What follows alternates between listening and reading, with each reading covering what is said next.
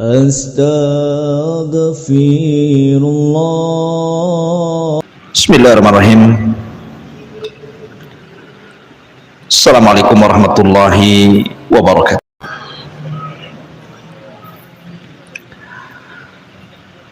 Alhamdulillah.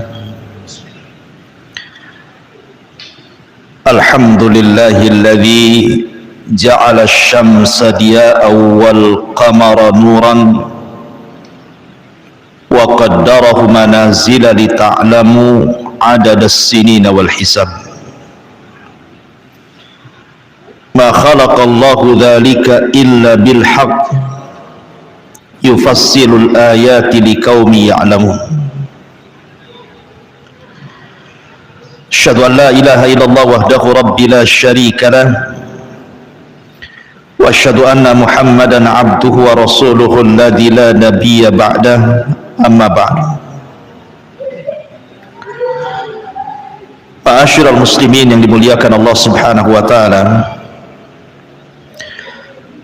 Alhamdulillah, di malam hari ini tepat di tanggal 31 Desember dan tepat di pukul 8, 9, 10, 11, 12, artinya 5 jam lagi usia antum bertambah 1 tahun menurut hitungan Masehi. Dan kita bersyukur malam hari ini hujan di Batam, karena bagaimanapun hujan itu membawa rahmat. Seandainya hujan itu terus mengguyur sampai pagi, tentu banyak lagi rahmat yang akan turun. Sebab kalau cerah malam ini banyak orang yang mengundang azab Allah Subhanahu wa taala, karena ini malam pergantian tahun, biasanya diisi dengan berbagai macam maksiat. Ma'asyiral muslimin yang dimuliakan Allah Subhanahu wa taala, sebelum kita bicara tentang beberapa kemungkaran di malam tahun baru atau pergantian tahun ini, ada renungan sejenak yang dinasihatkan para ulama. Allah Subhanahu wa taala berfirman di dalam Al-Qur'an, huwallazi ja'ala asy-syamsa diya'an wal qamara nuran wa qaddarahu manazila lita'lamu adada as-sinina wal hisab. Ma khalaqallahu dzalika illa bil haqq yufassilul ayati liqaumin ya'lamun. Dialah yang menjadikan matahari bersinar dan bulan bercahaya, dan dia pula yang menetapkan tempat-tempat orbitnya agar kamu mengetahui bilangan tahun dan perhitungan waktu. Allah tidak menciptakan demikian itu melainkan dengan sebenar-benarnya. Dia hendak menjelaskan tanda-tanda kebesarannya kepada orang-orang yang memiliki pengetahuan. Dan Allah Subhanahu wa taala juga berfirman, yuqallibullahu al-laila wan-nahar inna fi dzalika la ibratan liulil absar. Dialah Allah yang mempergantikan ada malam dan ada siang. Sesungguhnya pada yang demikian itu pasti terdapat pelajaran bagi orang-orang yang mau melihatnya. Dan Allah Subhanahu wa taala juga mengatakan, wal laili idza yaghsha wan nahari idza tajalla.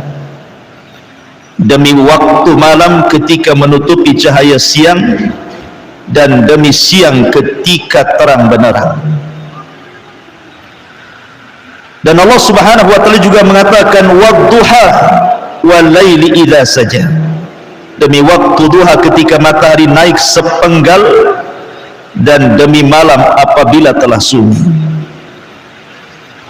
Dan Allah juga mengatakan, inna fi khalqis samawati wal ard wa ikhtilafil laili wan nahar la ayatin liulil albab. Sesungguhnya pada penciptaan langit dan bumi itu serta pergantian malam dan siang, itu semua tanda-tanda kebesaran Allah bagi orang-orang yang mau melihat. Dan banyak lagi ayat-ayat yang semakna dengan ini. Ma'asyiral muslimin yang dimuliakan Allah Subhanahu wa taala, malam ini tentu di waktu yang sama, karena di belahan dunia ada yang berbeda waktunya. Sejarah manusia terulang dengan pergantian tahun baru, dan itu akan terus terulang setiap tahunnya. Akan tetapi ma'asyiral muslimin yang dimuliakan Allah Subhanahu wa taala, ada yang terahasiakan pada manusia ketika menghadapi pergantian tahun ini. Apa itu? Pergantian tahun ini ada makna besar sebenarnya, di mana semakin bertambah tahun, maknanya Allah telah mendekatkan kita kepada ajalnya. Ini yang dilupakan manusia.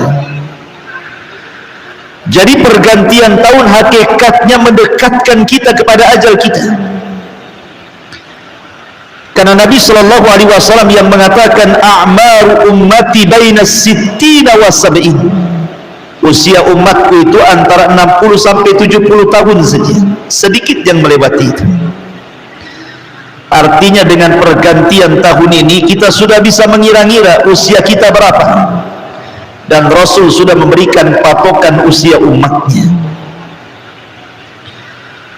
Ma'asyiral muslimin yang dimuliakan Allah Subhanahu wa taala, perkataan ini tentu diperkuat oleh seorang alim min ulama'i tabi'in, Hasanul Basri rahimahullahu taala. Apa kata Hasan al-Basri? Ya ibna Adam, innama anta ayyamun, kullama dhahaba yawmun dhahaba ba'duk, wa idza dhahaba al-ba'du yushiku an yadhhaba al-kullu. Kata Hasan al-Basri rahimahullahu taala, wahai anak Adam, sesungguhnya dirimu itu hanya kumpulan hari-hari saja. Apabila satu hari lenyap dari dirimu, maka separuh umurmu juga sudah lenyap.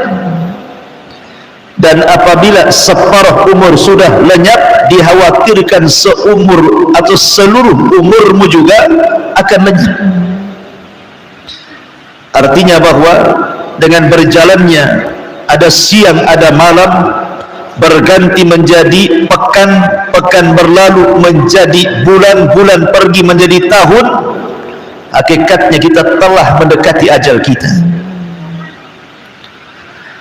Makanya ingat kisah Fudail ibn Iyad yang pernah saya ceritakan di sini. Ketika dia melihat ada orang tua, kemudian Fudail mengatakan, kam umruk, berapa umurmu? Maka Pak tua ini mengatakan, sittuna aman, usiaku 60 tahun wahai imam.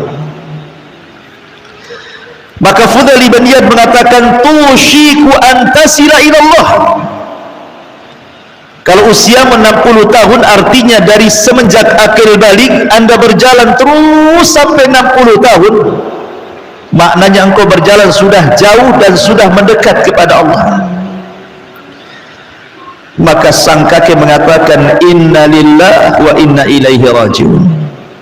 Ya imam, bukankah kita datang dari Allah dan akan kembali kepada Allah? Maka sang imam Fudail ibn Iyad mengatakan, hal arafta maknaha ya fulan, kamu tahu makna inna lillah wa inna ilaihi rajiun itu? Maka dia mengatakan, La ya imam, idzan fassir lana. Tidak wahai imam, kalau begitu tafsirkan apa maknanya. Maka Fudail ibn Iyad mengatakan, inna lillah, artinya annaka lillahi abdu. Makna inna lillah itu artinya bahwa engkau bagi Allah itu seorang hamba. Wa inna ilaihi raji'un, dan engkau seorang hamba dan akan kembali kepada Tuhannya, berarti annaka mas'ulun indahu, engkau akan ditanya di hadapan Allah atas kehambaanmu di dunia. Kemudian orang tua ini mengatakan, kalau begitu apa yang memudahkan pertanggungjawabku di hadapan Allah ya imam? Maka Hasan al-Basri mengatakan, antattaqillaha fima baki yughfar laka fima madha. Sisa umurmu yang sekarang kau jalani itu banyak-banyaklah bertakwa, karena itu bisa mengampuni dosamu yang telah lalu. Sebab kalau engkau perburuk keadaanmu sekarang, boleh jadi Allah akan mengazab dosamu yang telah kau kerjakan dan yang sedang kau lakukan. Maka dari sini ma'asyiral muslimin yang dimuliakan Allah Subhanahu wa taala, harusnya manusia itu melihat dengan datangnya tahun baru atau peralihan tahun baru ini, melihat sisi kelalaian hidup yang sudah ditinggalkannya. Maksudnya apa? Kita harus mengingat kelalaian hidup yang sudah kita lalui, supaya kita bisa menghargai waktu yang akan datang. Itulah yang disebut dengan muhasabah, artinya kenang kembali apa yang sudah antum lakukan, supaya kita bisa menghargai waktu yang akan datang. Karena waktu itu bagi seorang mukmin, ikhwan, itu adalah amanah dari Allah. Mana amanah itu artinya semua akan ditanya di hadapan Allah Subhanahu wa taala. Dari sini Nabi sallallahu alaihi wasallam mempertegas kalimat ini dengan sabdanya, la tazulu qadama 'abdin hatta yus'al an arba'. Tidak bergeser kaki anak Adam itu sampai ditanya 4 perkara, kata Rasul. An umrihi fi ma'nah, tentang umurnya kemana dia lampiaskan. Wa an syababihi fi ma'ablah, masa mudanya kemana dia habiskan. Wa an ilmihi fi ma'amila fi, tentang ilmunya sudahkah dia amalkan. Wa an malihi min aina iktasabahu wa fi ma anfaqahu, hartanya dari mana kau dapat, kemana pula kau belanjakan. 4 perkara ini, ikhwan, semua bicara waktu. Umur, waktu. Masa muda, waktu. Cari ilmu, butuh waktu. Mengamalkan ilmu, butuh waktu. Cari harta, butuh waktu. Membelanjakannya pun butuh waktu. Semua akan ditanya. Dari sini Nabi mengingatkan nikmatan maghbunun fihima katsirun minan nas, as-sihhatu wal faragh. Ada 2 nikmat yang selalu dilalaikan manusia. Kata Nabi sallallahu alaihi wasallam, nikmat sehat dan nikmat luang waktu. Ini selalu disia-siakan manusia. Maka Nabi sallallahu alaihi wasallam dengan tegas mengatakan, ightanim khamsan qabla khamsin. Syababaka qabla haramik, wa sihataka qabla saqamik, wa ginaka qabla faqrik, wa faragaka qabla syaglik, wa hayataka qabla mautik. Manfaatkan 5 perkara sebelum datang 5 perkara. Waktu mudamu sebelum datang waktu tuamu. Waktu sehatmu sebelum datang waktu sakitmu. Waktu kayamu sebelum datang waktu fakirmu. Waktu luangmu sebelum datang waktu sibukmu. Dan hidupmu sebelum datang kematianmu. Ma'asyiral muslimin yang dimuliakan Allah Azza wa Jalla, waktu ini yang terus berjalan dari bulan ke bulan, tahun ke tahun, bisa menjadi hujah bagi kita di hadapan Allah. Tetapi bisa juga terbalik, waktu akan berhujah kepada kelalaian kita di hadapan Allah Subhanahu wa ta'ala. Jadi waktu itu bisa hujjatun laka aw alaika, bisa menjadi hujah bagi kita di hadapan Allah kalau kita memperbaiki waktu dengan baik.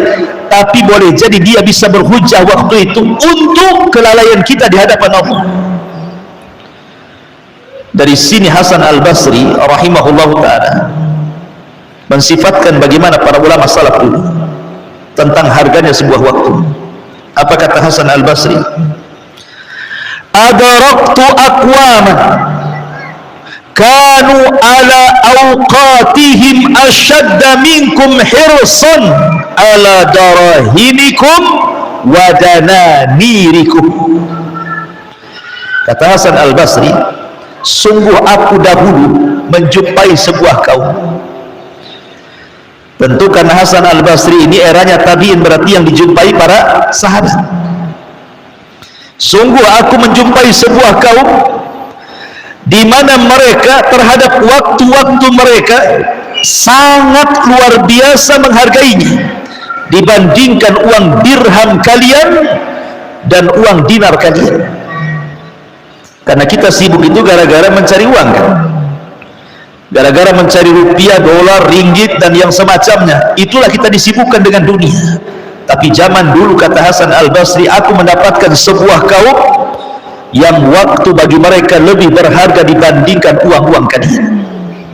Seperti itulah ulama salaf rahimahumullahul jami'.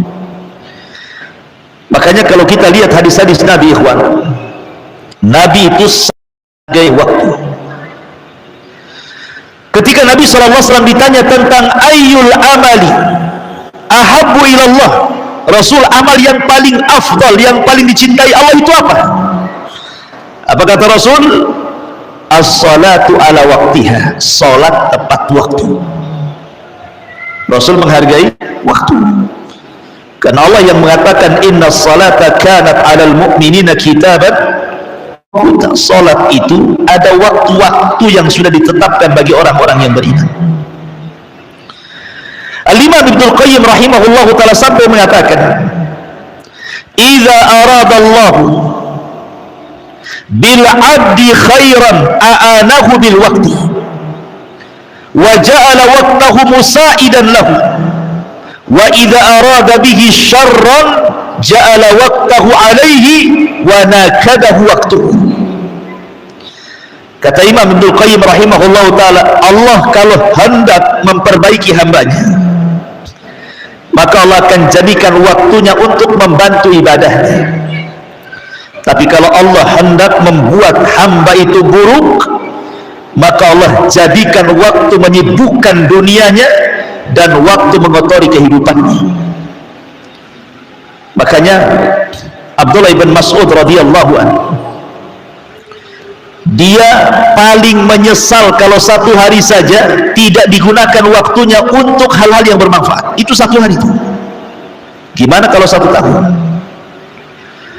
Dia mengatakan, ma nadimtu ala syai'in nadami ala yaumin gharabat syamsuhu naqasa fihi ajali walam yazid fihi amali. Di ucapan indah, ikhwan. Kata Abdullah bin Mas'ud radhiyallahu, aku tidak pernah menyesal akan apapun kecuali apabila matahari terbenam sementara ajalku semakin berkurang dan amalku tidak bertambah, katanya. Itulah perkataan salaf, ikhwan. Aku tidak menyesal tentang apapun, kata Abdullah bin Mas'ud, kecuali kalau aku melihat matahari mulai terbenam, kemudian aku berpikir ajalku hilang 1 hari sementara amalanku tidak bertambah, katanya. Luar biasa ucapan seperti ini. Bahkan Abu Yusuf itu muridnya Abu Hanifah, dihabarkan kepadanya kematian putranya. Apa kata Abu Yusuf? Dia mewakilkan orang untuk mengurus jenazah putranya. Kenapa? Karena takut dia ketinggalan pelajarannya Abu Hanifah. Coba, takut dia ketinggalan pelajarannya Abu Hanifah. Jadi anaknya meninggal, padahal dia minta orang untuk mewakilkan penguburannya. Kenapa? Makhafatan, kata dia, makhafatan an yafutahu min Abi Hanifah, karena dia takut kalau seandainya dia sibuk mengurus jenazah anaknya, dia ketinggalan beberapa pelajaran Abu Hanifah. Seperti itu para ulama. Kalau sekarang orang tidak hadir di majelis ta'lim, itu sudah biasa. Tidak takut dia mau ketinggalan satu pengajian, dua pengajian, padahal di rumahnya ya biasa-biasa saja, nggak ada kegiatan, tidak ada penyesalan, kan begitu. Lihat ulama saking memanfaatkannya waktu sampai seperti itu, sampai dikatakan oleh Imam Ibnu Jarir At-Tabari, seorang ahli tafsir, maka arba'ina sanatan yaktubu fi kulli yawmin minha arba'ina waraqah. Dia tidak keluar dari rumahnya kecuali ya sholat wajib saja ke masjid, balik lagi selama 40 tahun, karena dia harus menulis karya besar. Minimalnya satu hari dia harus menulis berapa lembar? 40 lembar. Dan kita lihat faedah tafsir daripada Al-Imam Ibnu Jarir At-Tabari, semua ulama mengakuinya.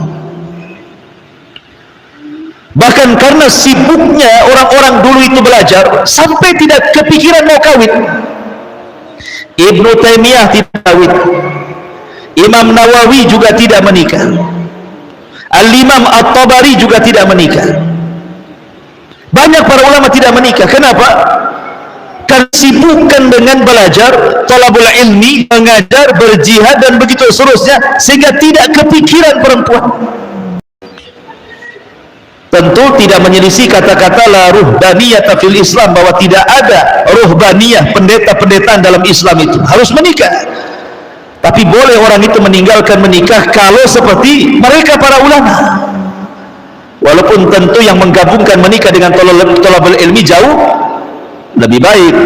Anda ini tidak thalabul ilmi, tidak mau juga menikah, maunya apa? Kan itu. Ya nikah sajalah. Thalabul ilmi aja seminggu sekali pula ada tak mau nikah pula. Ya. Ma'asyiral muslimin yang dimuliakan Allah Subhanahu wa taala. Bahkan Imam Syafi'i rahimahullahu taala sebagaimana disebutkan dalam kitab Sifatus Safwa, jilid yang kedua halaman 255, dijelaskan kana fi rahimahullahu taala yujzi'ul laila ila thalathati ajza. Dia bagi setiap malam itu menjadi 3 bagian, sepertiga untuk tidur, sepertiga untuk mencatat, sepertiga untuk qiyamul lail. Begitulah disiplinnya para ulama kepada waktu. Ma'asyiral muslimin yang dimuliakan Allah Azza wa Jalla, dan banyak lagi kisah-kisah yang ingin saya nasihatkan di malam pergantian tahun baru ini, ikhwan. Maka jadikan pergantian tahun ini agar kita lebih takut lagi kepada Allah, karena waktu kita semakin pendek, ajal kita semakin dekat, sementara bekal kita juga tidak banyak. Masa waktu yang tersisa kemudian kita tidak memperbaiki diri. Makanya pandang ke belakang dan tatap ke depan. Itulah yang harusnya dilakukan seseorang apabila melihat pergantian tahun. Baik. Ma'asyiral muslimin yang dimuliakan Allah Subhanahu wa taala. Bicara tentang pergantian tahun. Pergantian tahun ini di semua negara itu memang aneh-aneh cara merayakannya. Seperti saya sudah copy paste di Google ini kan, beberapa negara yang apabila datang peralihan tahun itu aneh-aneh kelakuannya. Contohnya di Kolombia, negara satu ini tradisinya sangat unik. Kenapa? Jadi kalau pergantian tahun baru itu mereka membawa koper kosong di sekitar blok rumah mereka, maknanya mereka berharap di tahun yang baru akan penuh dengan perjalanan baik. Filosofinya begitu. Jadi kalau nanti jam 12 malam orang Kolombia bawa koper kosong ditaruh di samping rumah, filosofinya supaya apa? Supaya nanti terisi dengan perbuatan-perbuatan yang lebih baik lagi untuk tahun depannya. Itu orang Kolombia. Lain Kolombia, lain pula orang Denmark. Orang Denmark itu menyambut tahun baru dengan melempar piring dan gelas tua mereka keluar pintu sampai berkecai dan berpecah-pecah. Jadi piring-piring yang diambil nanti jam 12 malam itu udah siapin tuh piring-piring, kemudian dikecai-kecai gitu ya, dilempar-lempar sampai pecah gitu ya. Tak tahu filosofinya apa itu. Kok sampai banting-banting begitu ya. Kemudian di Swedia menyajikan nanti pada jam 12 malam ini pergantian tahun, mereka sudah menyediakan puding nasi dengan kacang almond yang tersembunyi di dalamnya. Mereka ini agak enak makan masalahnya. Ya. Kemudian juga orang-orang Australia, Hungaria, Portugal, Kuba dan sekitarnya, apabila pergantian tahun mereka menyantap daging babi sama-sama. Naudzubillah. Hewan yang diharamkan dalam Islam, ya mereka orang kafir, ya sudahlah mereka itu santapannya. Tak tahu filosofinya kenapa mesti babi. Kan ada anjing pula, ada sapi, ada kambing, kenapa mesti babi? Nah, itulah filosofinya saya tak tahu. Kemudian di Spanyol menyambut tahun baru itu dengan makan 12 buah anggur. Kemudian mereka menyantap bersama-sama, entah apa filosofinya, yang jelas bahwa itulah yang mereka makan di pukul 12 ini. Dan di Amerika Serikat tradisi mereka tahun baru disambut dengan acara makan kacang polong hitam. Lah, kacang polong hitam ini biasanya dihidangkan bersama nasi dan juga daging babi. Naudzubillah. Ya mereka orang kafir kan itu ya. Intinya tidak lepas dari makan-makan. Jadi tidak lepas dari makan-makan. Masalahnya ikhwan, apakah kemudian perayaan di berbagai macam dunia sampai negeri kita ini hanya sekedar permainan saja, senang-senang, suka-suka dan begitu seterusnya? Ternyata tidak. Karena kalau kita perhatikan hampir di semua negara termasuk negeri kita ini, kalau pergantian tahun itu pasti tidak lepas dari 3 perkara yang dilakukan oleh masyarakat itu. Yang disayangkan yang melakukannya bukan hanya orang musyrik kafir saja, orang-orang Islam pun ikut melakukannya.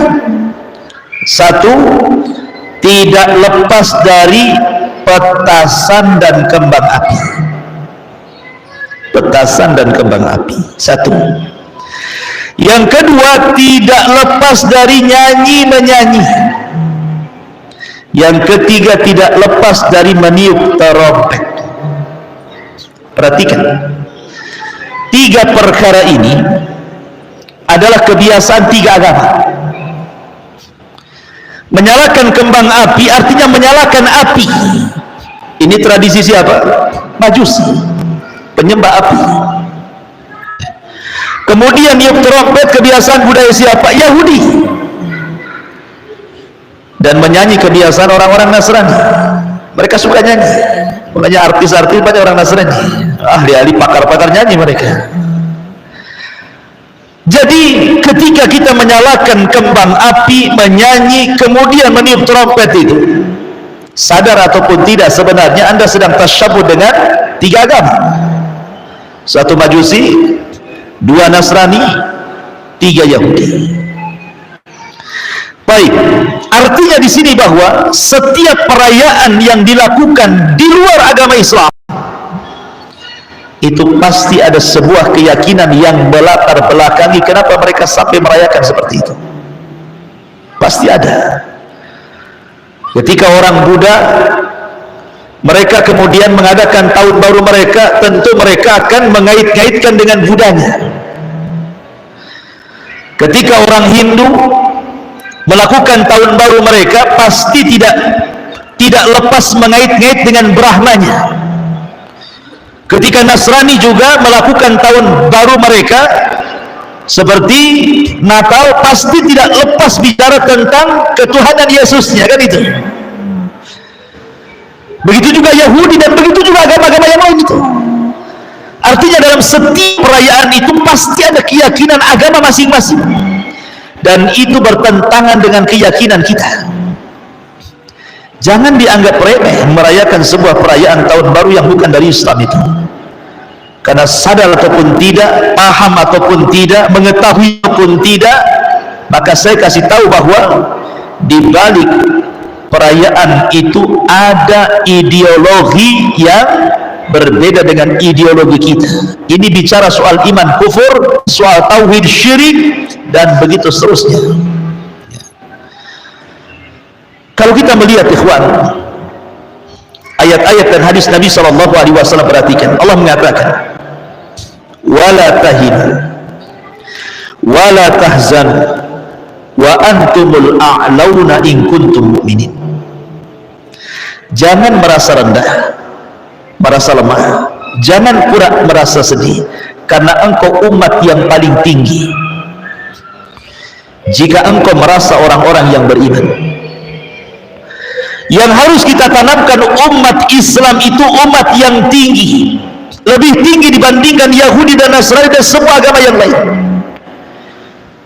Karena Nabi yang mengatakan, al-Islam ya'lu wa la yu'la alaihi. Islam itu tinggi dan tidak ada yang lebih tinggi dibandingkan Islam. Umar bin Khattab radhiyallahu anhu, ketika dia hendak mengambil kunci Baitul Maqdis, Abu Ubaidah bin Jarrah meminta Umar itu berdandan ala raja supaya ada pamor. Tapi Umar ngomong sama Abu Ubaidah dan mengatakan, ya Abu Ubaidah, nahnu qaumun a'azzana Allah bil Islam wa man yabtaghi al-izzata bi ghairi ma a'azzana Allah azallana Allah, kata Umar. Lihat ucapan Umar. Abu Ubaidah, kita ini kaum yang telah Allah muliakan dengan Islam. Siapapun yang mencari kemuliaan di luar daripada Islam, Allah hinakan orang itu, karena tidak ada kemuliaan di luar Islam. Kalau sudah tidak ada kemuliaan di luar Islam, lalu ngapain antum ikut-ikutan, ikut serta,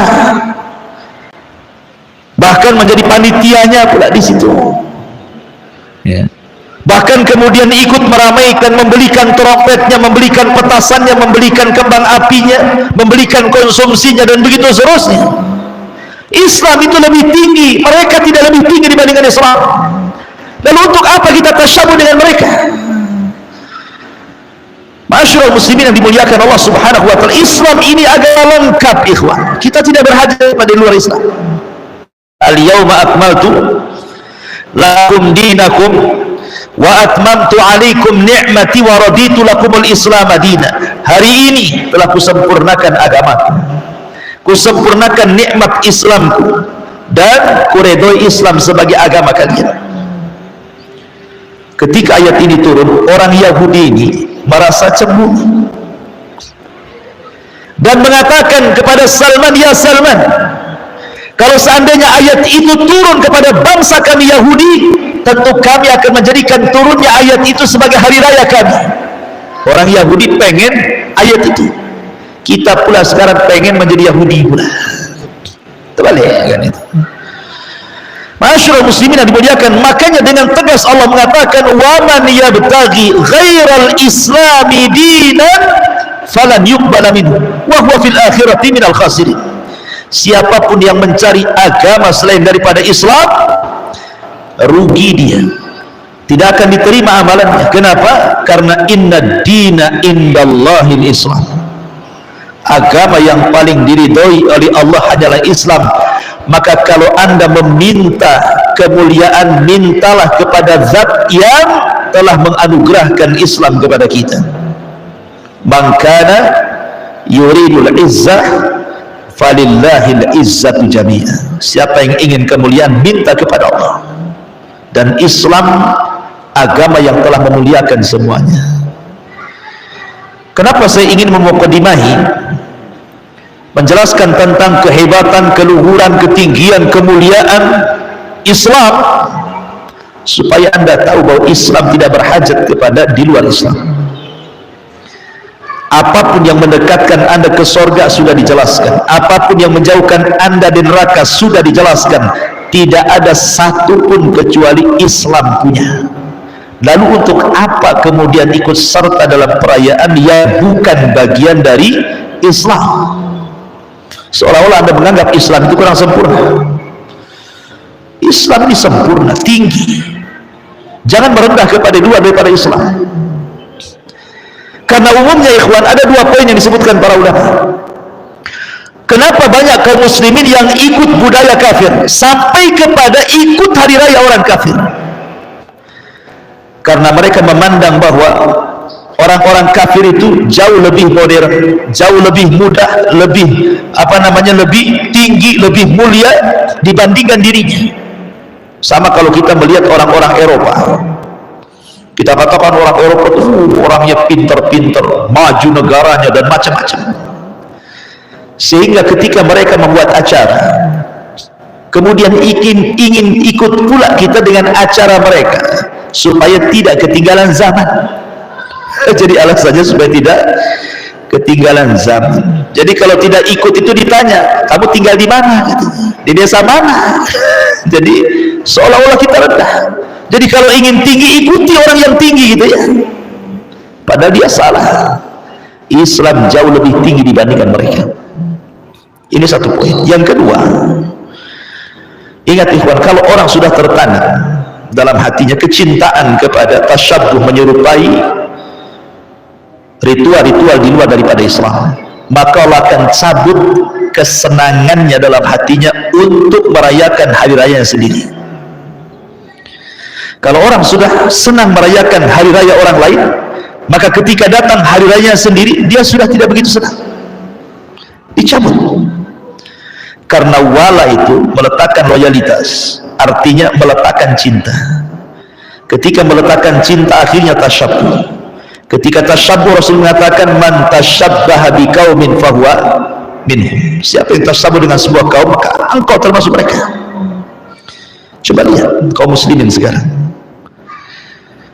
Ketika datang Idul Fitri, Idul Adha, biasa saja. Kalau kan nabung untuk kurban itu setahun biasa sebenarnya. Tapi ketika datang tahun baru, dia bisa beli petasan. Bukan harganya 10.000, 20.000, ada yang 100.000, ada yang juta-juta tuh. Padahal kalau seandainya itu disulut api itu hitungannya nggak sampai menit, itu detik udah habis tuh. Dia bisa berkorban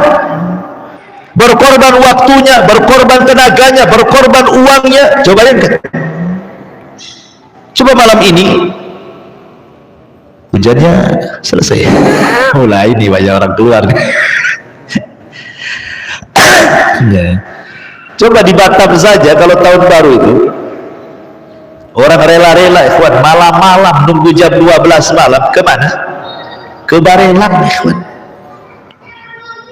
yang melewati hutan-hutan, jembatan-jembatan itu nggak takut mereka, karena ingin menunggu jam 12 malam. Ngapain ke Barelang jauh-jauh? Dulu saya dengar tahun berapa gitu, ke pergantian tahun, kecelakaan banyak yang mati itu anak-anak muda itu. Sampai seperti itulah mereka ya. Kok bisa mereka berkorban seperti itu, padahal ketika datang hari raya mereka tidak ada juga mereka yang melakukan seperti itu. Maksudnya mengorbankan tenaganya, mengorbankan waktunya, mengorbankan biaya untuk hari raya dia sendiri. Kan aneh gitu begitu. Lah itulah ketika orang kemudian meletakkan loyalitas kepada orang kafir, maka tercabut loyalitas dia kepada Allah, Rasul, dan orang-orang yang beriman. Dan ini bahaya, sangat membahayakan akidah. Ma'asyiral muslimin yang dimuliakan Allah Subhanahu wa taala, lihat bagaimana Nabi sallallahu alaihi wasallam ketika mengajarkan sahabat dan umat Islam agar kita mencukupkan dengan ajaran Islam dan berusaha untuk menyelisihi di luar daripada Islam. Rasul itu ingin sekali setiap diajarkan kepada sahabat ada pembeda antara umat Islam dengan non muslim. Contoh beberapa riwayat dari sahabat Shaddad ibn Aus radhiyallahu anhu, Nabi SAW mengatakan khaliful yahud, selisih orang Yahudi, fa innahum la yusalluna fi ni'alihim wala khifafihim, mereka tidak pernah sholat menggunakan sandal dan sepatu khuf mereka, maka sholatlah sekali-kali pakai sandal dan pakai sepatu, kata Nabi. Sampai urusan sandal, kalau bisa jangan serupa dengan orang Yahudi, urusan sandal ikhwan ya. Begitulah Nabi SAW, urusan sandal saja dipermasalahkan supaya beda antara kita dengan mereka orang kafir. Bahkan bukan hanya urusan itu, urusan uban, taubat. Orang Yahudi, Rasul bertanya kepada para sahabat, macam mana orang-orang Yahudi dengan kepala-kepala uban mereka itu? Kata sahabat, mereka membiarkan memutih, wahai Rasul. Kalau begitu semir uban kalian, selisih mereka, katanya. Soal uban saja sampai diselisih, semir, tapi hindari warna hitam. Boleh warna yang lain, tapi hindari warna hitam, tetapi yang layak juga. Jangan pula pelangi ditaruh di kepala, sini hijau, di sini merah, di sini biru. Itu jagar ayam pun tak ada yang pelangi ya. Jadi yang pantaslah disemir itu, disemir itu maksudnya yang pantas. Tetapi ketika Rasul menyuruh untuk menyemir itu apa? Supaya menyelisih mereka orang-orang Yahudi, gitu maksudnya. Kemudian juga ketika Nabi SAW bicara tentang memanjangkan janggut dan mencukur kumis, apa kata Rasul? Khaliful musyrikin uhfus syawarib wa auful liha, selisih orang-orang musyrik, cukur kumis kalian, biarkan janggut kalian. Kemudian juga ketika Nabi SAW suatu ketika beliau sholat duduk, kemudian sahabat berdiri di belakangnya. Rasul mengisyaratkan agar mereka duduk, baru kemudian mereka ikut duduk. Kemudian Nabi SAW mengatakan, hampir-hampir kalian seperti orang-orang Persia dan Romawi ketika menghormati raja mereka dengan berdiri, katanya. Selisih mereka. Sampai seperti itu Nabi SAW. Kemudian juga riwayat yang lain,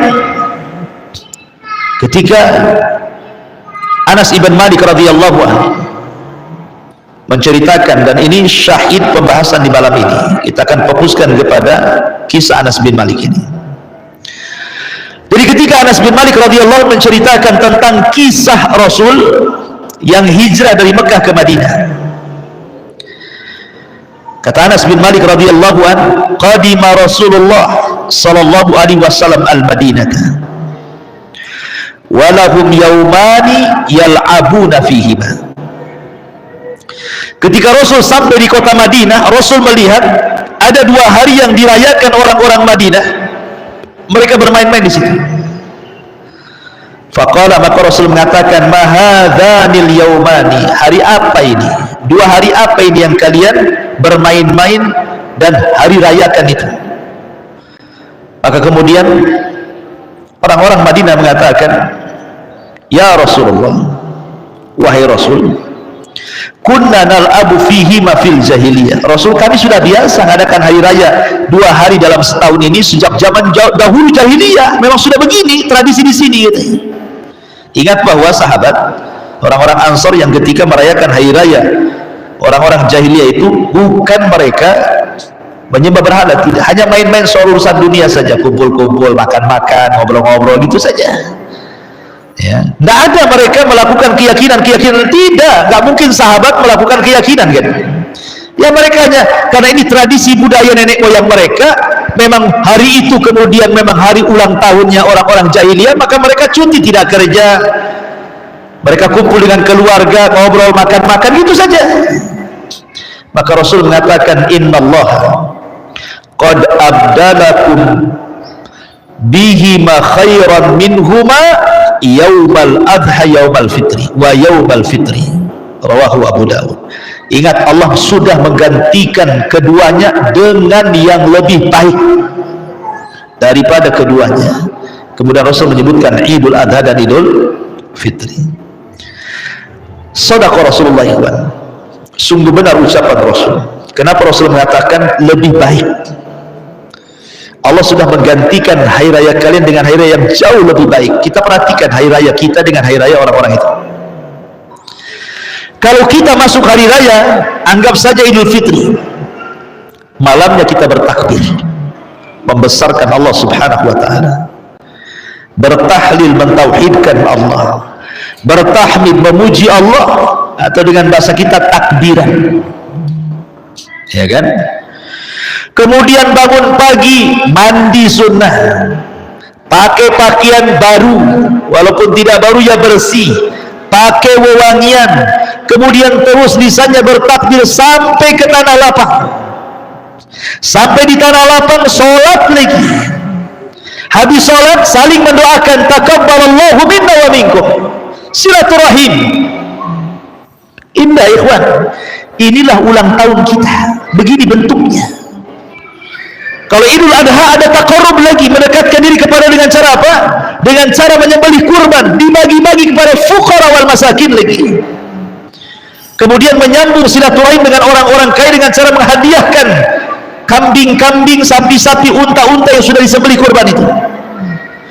Makanya Rasul mengatakan, inilah hari raya kita, sangat indah, sangat baik, semua digunakan untuk ibadah kepada Allah. Kita lihat hari raya sekarang, tahun baru, dihabiskan dengan apa? Begadang, nunggu jam 12 malam ya. Karena ada lagunya tuh, begadang jangan begadang tuh.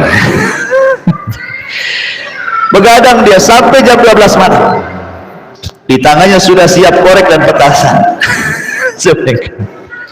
Habis itu nyanyi-nyanyi terus sampai subuh, kuliner gak jelas. Kalau dia muslim, bablaslah sepertiga malam akhir, jangan cerita sholat malam, subuh pun lewat. Kan itu ya. Makanya Rasul mengatakan Allah sudah gantikan loh id kalian dengan id yang jauh lebih baik lagi.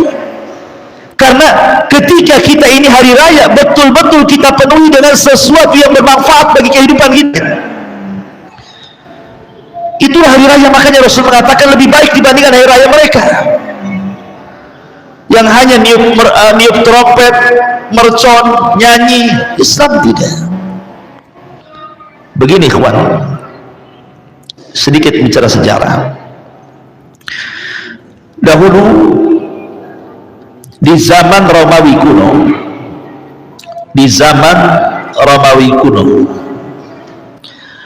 itu ada seorang kaisar namanya kaisar itu Julian atau Julius, kasarnya Julian atau Julius. Lah Julian atau Julius ini dikenal dalam sejarah dengan sebutan Julian kalender, karena dia yang memperbaharui kalender dari 10 bulan menjadi 12 bulan. Karena sebelumnya ya sekitar mungkin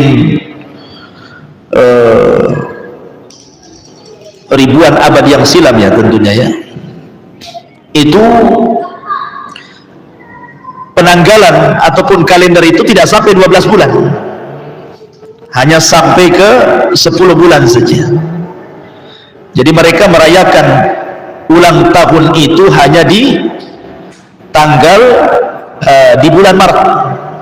Jadi Desember dengan Januari itu tidak masuk, itu sebelumnya. Yang kemudian dikenal dalam negara Persia itu sebagai perayaan Nairuz dan Mihrajan. Itu yang dilakukan para sahabat di Madinah tuh, namanya perayaan Nairuz dan Mihrajan. Itu adopsi dari orang Persia. Loh, kenapa Persia masuk Arab? Ya, karena ketika orang-orang Arab tidak suka dengan orang-orang Abroha, orang-orang Ethiopia, dan Abroha sudah meninggal, kemudian kekuasaannya jatuh ke tangan putranya. Ada seorang raja Arab tidak suka dengan orang-orang Ethiopia yang mencengkeram Yaman, namanya Saif ibn Yazid. Said ibn Yazan ini akhirnya ke Persia, kerjasama supaya Persia ikut membantu orang Arab mengusir orang-orang Ethiopia. Berhasil. Mashruk ibn Abraha meninggal. Akhirnya kemudian orang-orang Akhbas, orang Ethiopia, balik lagi ke Ethiopia sana. Maka negeri Arab dicengkram Persia. Artinya walaupun Said ibn Yazan jadi raja orang Arab, dan itu raja terakhir Yaman, tapi tetap kekuasaannya di bawah Persia. Sejak itulah banyak tradisi Persia dilakukan oleh orang-orang Arab. Makanya ketika Rasul hijrah ke Madinah, para sahabat itu sedang melakukan perayaan orang-orang Persia namanya Nairuz dan Mihrajan. Apa Nairuz, apa Mihrajan? Nairuz itu tahun baru. Yang dahulu orang-orang Persia biasanya mereka apabila datang bulan Maret, karena mereka menjadikan bulan setahun itu 10 bulan saja, ya. Jadi mereka melakukan itu, kemudian dibuat perayaan. Akhirnya ketika Persia mencengkeram Arab, perayaan itu mereka rayakan di Arab. Makanya orang-orang Madinah meniru-niru perayaan Nairuz. Adapun Mihrajan itu 6 bulan setelahnya. Ini tahun baru, 6 bulan setelahnya Mihrajan. Lah sahabat ini merayakan 2 hari raya ini. Makanya Rasul mengatakan, buat apa kalian merayakan perayaan-perayaan mereka orang-orang Persia itu? Allah sudah mengganti dengan yang lebih baik. Idul Fitri sebagai Idul Adha sebagai pengganti Nairuz, dan Idul Fitri sebagai pengganti Mihrajan. Tetapi kalau kita lihat sejarah ikhwan, sebenarnya perayaan itu sudah ada 2000 tahun sebelum Masehi. Artinya belum Nasrani aja belum ada. 2000 sebelum Masehi itu dipelopori oleh masyarakat Mesopotamia kalau nggak salah. Kemudian ketika Romawi dikuasai oleh Raja Julian, Raja Julian inilah menambah 2 bulan dari 10 bulan itu, ditambahlah Desember dan ditambah Januari, dan dialah yang pertama kali merayakan 1 Januari. Karena dia yang merubah kalender sebelumnya, makanya dikenal dengan Julius atau Julian kalender kan itu. Setelah meninggal Julian ini, Raja Romawi, maka kemudian di Vatikan sana ada seorang pendeta yang kemudian pendeta ini menyadur dan memperbaharui kembali penanggalan yang dibuat oleh Julian kalender ini, yang kemudian akhirnya dirubah dari Julian kalender menjadi Gregorian kalender kan itu ya. Gregorian, karena nama pendetanya kan Gregory. Kemudian jadi Gregorian kalender dan diresmikan oleh Vatikan kala itu. Tahun berapa? Tahun 45 sebelum Masehi. Ya. Kemudian akhirnya disebarkanlah kalender ini, karena yang mencengkeram dunia itu kan PBB, ya, Perserikatan Bangsa-Bangsa. Lah Indonesia masukkan di anggota PBB, maka diseragamkan semua kalender di dunia. Makanya Indonesia sampai sekarang ya pakai kalender Masehi, bukan kalender Hijriah kan. Masehinya besar angkanya, Hijriahnya kecil kan. Kecuali kalender yang dikeluarkan pesantren Jabal Uhud, itu besar tuh Hijriahnya, kita kecilkan Masehinya. Ya, bagi yang akan pesan silakan, masih banyak. Promosi pula kawan. Baik, ya. Jadi akhirnya kemudian menyebarlah kalender ini. Pertanyaannya, apakah kemudian 1 Januari itu, perayaan 1 Januari ini hanya sebatas sejarah kalender? Tidak, bukan itu yang kita bahas. Kalau kalender nggak apa-apa, kita pakai kalendernya orang kafir, tidak ada masalah. handphone aja tuh pakai handphonenya orang kafir kan itu. Cuman di balik perayaan 1 Januari itu yang bermasalah, karena Januari itu nama berhala.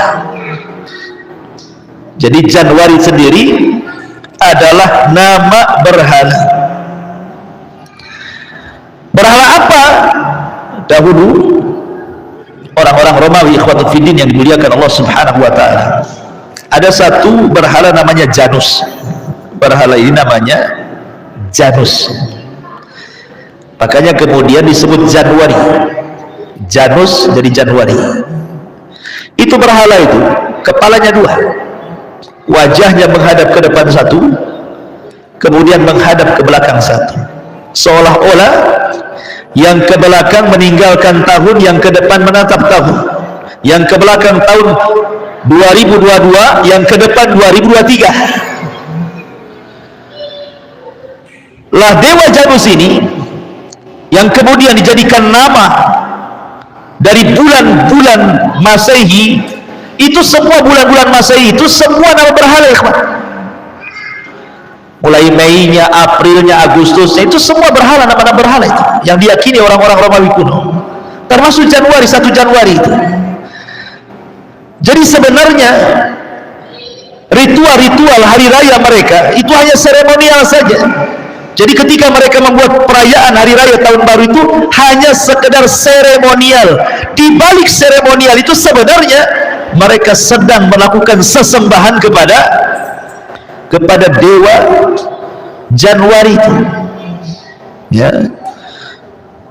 Jadi mereka sedang menyembah dewa Janus sebenarnya. Itulah yang kemudian kita khawatir. Kalau kita ikut terlibat dalam perayaan itu tanpa sadar, akhirnya kita kemudian ikut mengiyahkan. Karena ini ada sejarah, setiap ulang tahun ada sejarahnya, ikhwan. Tidak mungkin tidak ada sejarahnya. Makanya kenapa Islam sangat melarang mengucapkan selamat saja tidak boleh. Kata Imam Ibnul Qayyim rahimahullahu ta'ala, dia mengatakan at-tahni'atu li'a'yadil kuffar haramun bil ittifaq. Mengucapkan selamat kepada ulang tahun di luar daripada Islam itu haram secara kesepakatan.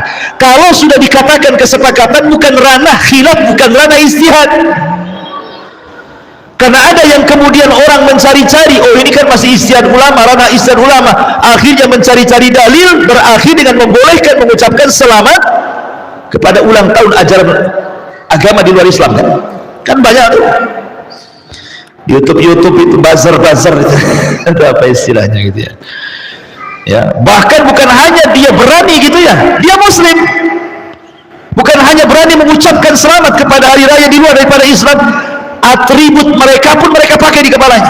Contoh saja pamannya merayakan kepada saudara kita di luar Islam, pamannya Nasrani, ketika Natal berani dia mengatakan selamat hari Natal, kemudian kepalanya pakai kepala Santa Claus lagi. Ikhwan, mereka berdalih bahwa ini kan perkara yang masih sama, di Quran tidak ada, di hadis tidak ada katanya. Sebenarnya kalau punya akal sedikit ya, tak tahu kalau tak ada akal.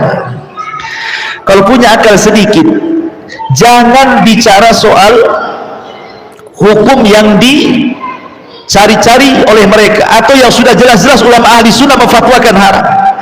Sekarang cobalah mereka tanya kepada orang yang merayakan itu. Pamannya nih, saya menganggap bahwa tidak ada dalilnya dari Quran, dari sunnah yang melarang tidak boleh mengucapkan selamat hari Natal, pamannya. Jangan cerita itu. Cobalah anda tanya kepada orang yang merayakan Natal itu, tanya saja, nggak usah cari dalil dalam Islam, tanya ke mereka, kamu ini merayakan Natal itu maksudnya apa? Tanya kepada orang Nasrani itu, pasti mereka akan menjawab, di balik itu pasti akan dikait-kaitkan dengan apa? Kelahiran Isa Al-Masih kan? Pasti jawabannya itu, kami merayakan kelahiran Isa Al-Masih yang menurut keyakinan mereka Isa itu Tuhan, Isa itu anak Tuhan, Isa itu satu di antara 3 Tuhan. Berarti cukup dengan dalil sederhana saja, Kita sudah bisa mematahkan dalil mereka. Sudahlah, jangan cerita Islam itu kan istiar begini-begini. Nggak usahlah cerita itu, kepanjangan. Tanya saja yang merayakannya. Kamu merayakan itu maksudnya apa? Pasti mereka akan menjawab, ini kan untuk merayakan lahirnya Isa Al-Masih kami, Tuhan kami, anak Tuhan kami, satu di antara Tuhan kami. Akan bahaya itu. Disinilah makanya para ulama mengatakan, orang yang mengucapkan selamat Natal itu konsekuensinya 3. 1, meyakini Isa sebagai Tuhan. 2, meyakini Isa itu mati di tiang saliban.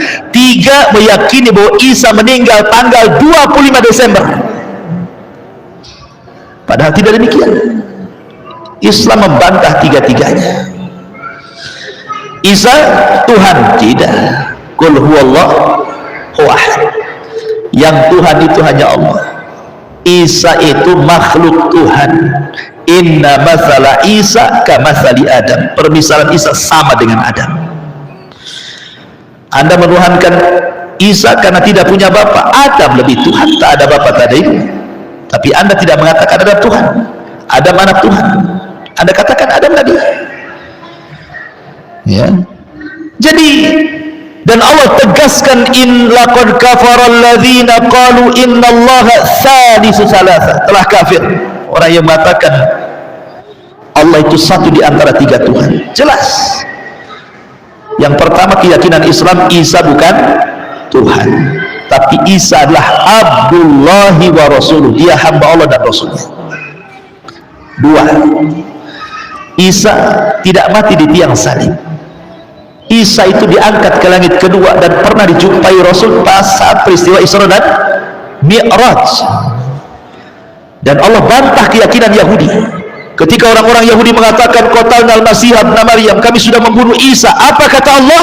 Wa ma qataluhu, mereka tidak membunuhnya. Wa ma sallabuhu, mereka tidak menyalibnya. Bal syubbihalahu, Isa diserupakan. Yang Anda tangkap, yang Anda bunuh, yang Anda salib itu serupaan Isa. Tapi Isa bal rafa'ahullahu ila sama, Allah angkat Isa ke langit. Dan akan turun di akhir zaman membantah orang Yahudi. Dulu kau mengatakan aku sudah mati, aku masih hidup. Orang Nasrani kau mengatakan aku Tuhan, aku turun dari Allah, dari langit sebagai hamba Allah dan Rasulnya. Ya. Kemudian soal kelahiran 25 Desember, Islam pun meragukan. Kenapa? Karena kita ada sejarah Maryam saat lahir Isa di dalam Quran, namanya surah Maryam. Dan Quran itu kalam Allah, yang ngomong bukan Nabi Muhammad, Allah sendiri soal kelahiran Isa. Apa? Ketika Maryam sedang melahirkan Isa, Allah mengatakan apa? Hentakkanlah kakimu ke pohon kurma, tusakit alaiki rutoban janiyah, maka rutab kurma-kurma basah itu akan turun, jatuh-jatuh, tinggal kau makan. Kuli washrabi. Dan bulan Desember itu bulan 12. Sementara tidak ada bulan 12 itu kurma yang berbuah. Satu dunia cari, kecuali beli di pasar. Ya. Kurma itu berbuah bulan 6, bulan 7, bulan 8. Tidak berbuah di bulan 12. Dan kurma itu berbuah di musim panas, bukan musim dingin. Musim dingin tidak ada berbuah, ya kan? Maka dari sini ma'asyiral muslimin yang dimuliakan Allah Azza wa Jalla, bagi kita 25 Desember itu bukan kelahiran Isa, itu keyakinan kita. Terserahlah keyakinan mereka, lakum dinukum waliyadin, kan? Tapi kita yakin Al-Quran kalamullah. Makanya kita tidak mengucapkan kalimat itu. Kita tidak mau mengucapkan kalimat itu. Bukan berarti ketika kita tidak mengucapkan selamat kepada mereka kita benci mati, enggak. Tetap kita hargai mereka. Allah yang mengatakan la yanhaqumullahu anil ladzina lam yuqatilukum fid din wa lam yukhrijukum min diyarikum an tabarruhum wa tuqsitu ilaihim, kata Allah. Allah tidak melarang kepada orang-orang kafir yang tidak memerangi kalian, tidak mengusir kalian dari negeri kalian, untuk berbuat baik kepada mereka, berbuat adil kepada mereka. Kita masih disuruh berbuat baik kepada mereka. Karena sebenarnya ikhwan, mereka sendiri, saya lihat di YouTube sendiri, ada seorang pendeta ngomong, Sebenarnya kami tidak sakit hati orang Islam tidak mengucapkan selamat Natal kepada kami, sebagaimana kami juga tidak mengucap Idul Fitri, Idul Adha. Tidak ada ustaz-ustaz yang sakit hati gitu. Kenapa? Karena ini masalah ideologi masing-masing. Yang anehnya yang sakit hati itu yang sesama orang Islam. Ketika kita memfatwakan, mengambil fatwa para ulama tentang haramnya itu, muncul orang itu, oh itu orang dangkal, orang radikal, orang teroris, macam-macam. Dituduh macam-macam pula. Ya. Masyaallah muslimin yang dimuliakan Allah Subhanahu wa taala. Cobalah yang ngomong begini pelajari agama dengan baik. Baca kitab-kitab para ulama, atau dengan sederhananya adilah, nggak usah cerita masalah dalil-dalil yang memfatwakan tentang haramnya atau yang tidak. Tanya saja kepada yang merayakannya. Anda ini merayakan itu apa di belakang, latar belakangnya kan gitu. Pasti mereka akan menjawab. Jadi kita melihat fakta di lapangan gitu ya. Itu sudah cukup membantah sebenarnya. Apalagi kalau disertakan dengan dalil-dalil dari Al-Quran dan Sunnah dan juga aqwal para ulama. Kembali kepada tahun baru, bahwa tahun baru itu ada sejarah penyembahan kepada berhala yang disebut dengan Janus, yang kemudian bulannya disebut Januari, berhala Januari, 1 Januari. Ketika merayakan itu, kalaupun sekarang niup trompet, petasan, dan itu seremonial, di balik itu ada asraf, ada rahasia, sejarah yang tidak bisa dilupakan. Oke lah kalau umpamanya antum ngomong sama anak ustaz, saya nggak yakin gua dengan doa, dengan dewa Romawi itu, nggak yakin saya yakin sama Allah, insya Allah tauhid saya kuat. Masa bakar petasan saja syirik katanya, trompet saja syirik dari mana katanya. Saya kan nggak yakin dengan mereka, saya hanya ingin rame-rame itu kayak petasan tuh di luar tuh, ya kan, hanya untuk itu saja. Nabi itu ketika melarang para sahabat itu, tidak ada sahabat yang meyakini tentang kesyirikan. Tidak ada sahabat meyakini kesyirikan kemudian mereka ulang tahun di situ. Mereka hanya makan-makan, kumpul-kumpul, ngobrol-ngobrol, dilarang sama Nabi. Ya. Islam sudah punya 2 hari raya, tinggalkan oleh kalian, kan begitu ya kan? Jadi nggak ada ceritanya sampai ke sana. Ya. Jadi masalahnya ikhwatu fillah muliakan Allah azza wa jalla, ingat syaitan ini cerdas. Dia kalau menggoda orang itu khutuat, selangkah. Sebab itulah 14 abad yang silam Rasul sudah mengatakan la tattabi'anna, kalian akan hati-hati, kalian akan mengikuti sanana man kana qablakum, tata cara umat sebelum kalian. Sejengkal. Setan sengaja kasih sejengkal dulu. Kalau sudah dia lewati 1 jengkal, dibuatnya 1 hasta. Kalau sudah 1 hasta dilewati, dibuatnya 1 meter, 1 kilo, 1 mil, sampai lau dakhalul juhra dhabbin la dakhaltum. Kalau seandainya mereka masuk ke lubang biawak berkelok di tengah padang pasir sekalipun, kita ikut di belakangnya. Walaupun sulit ditirunya sama umat Islam. Orang kafir nih, dijintik sininya, kan tuh sakit tuh, ya kan? Ditiru juga orang Islam tuh. Lihat anak-anak pang itu sampai dilewer sininya, sampai tutup botol aqua ditaruh di sini, sampai nyakiti diri pun mereka siap, ya kan? Itu mulai dari pakaian, penampilan, cara bicara, sampai ke masalah terlibat dalam ulang tahun, sampai kepada masalah ibadah, sampai akhirnya tidak cinta dengan Islam, cinta pula dengan mereka. Itulah jatuh kepada wal bara yang salah. Ini wal bara yang salah, akhirnya masalah. Begini kawan, jangan merasa aman bahwa kita ini tidak mungkin terpengaruh. Nabi pernah marah kepada Umar. Umar ini bawa lembaran Taurat. Berapa lembar Taurat di bawah Umar itu? Tiba-tiba Rasul mengatakan, apa itu Umar? Rasul, lembaran Taurat. Rasul kata Rasul, ya Ibn al-Khattab, amutahawikun anta ya Ibn al-Khattab, hei Ibn al-Khattab, kau sudah bingung ya? Qad taraktukum alal bayda lailuha kanahariha la yazigu anha ila halik. Aku sudah tinggalkan Islam loh, terang benderang, putih bersih, malamnya seperti siangnya, tidak ada yang tersesat dalam Islam kecuali celaka dia. Kata Rasul, buang wahai Umar. Antum tahu siapa Umar? Umar bin Khattab radhiyallahu anhu seorang yang kata Rasul kebenaran berjalan di lisan dan hatinya. Kalau dia memberikan sebuah ide dikuatkan dengan turunnya Al-Quran, karena dia mulham selalu diilhami oleh Allah Azza wa Jalla. Kalau dia berjalan di satu jalan, setan berjalan di jalan yang sama, setannya yang kabur. Itulah Umar. Tapi Rasul takut dengan megangnya Umar lembaran Taurat itu, takut Umar terpengaruh agamanya. Sekelas Umar dikhawatirkan Nabi terpengaruh agamanya gara-gara bawa lembaran Taurat. Emangnya antum Umar? Umar Bakri Ustaz, bukan Umar bin Khattab. Ya. Kalau sekelas Umar saja dikhawatirkan gitu ya agamanya oleh Nabi sampai suruh pulang tuh, siapa Anda dengan Umar? Nggak ada secuilnya kita dengan Umar bin Khattab. Oh, merasa yakin pula, saya kan ikut-ikutan Ustaz, tak mungkin, saya yakin ke Allah. Anda ini siapa? Umar saja ditakuti Nabi kalau terfitnah agamanya. Jangan sombong seperti itu syaitan, khutuwati syaitan namanya, ya. Maka dari sini ikhwatu fiddin muliakan Allah Azza wa Jalla, sebaiknya saya nasihati malam ini tidak perlu ikut-ikutan, ya. Dan setiap tahun pun tidak perlu ikut-ikutan. Itu kan acaranya orang lain, tidak ada hubung kait kita dengan tahun baru. Bagi kita pergantian tahun sama dengan pergantian bulan, pergantian bulan sama dengan pergantian hari, pergantian hari sama dengan pergantian jam dan menit. Tidak ada beda, karena hari itu yang memutarkan Allah Subhanahu wa ta'ala.